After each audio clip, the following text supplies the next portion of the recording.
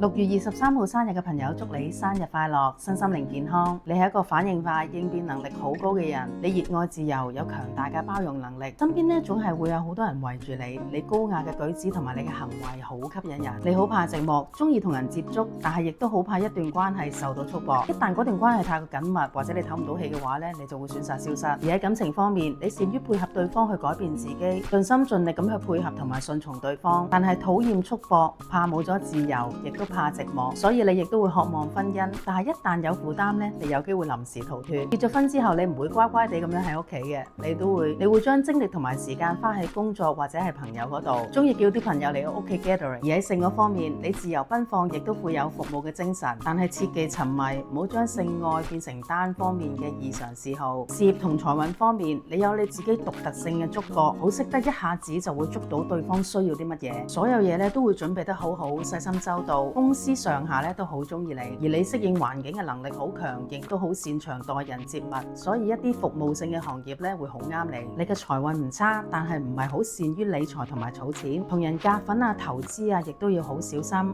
你嘅人生課題係啲咩呢？你嘅感受力好強，建議接觸多一啲正念啊、光明嘅事物會比較好啲，避開一啲沉重、黑暗、沉迷或者係縱慾成癮嘅嘢，以免令自己運氣變差。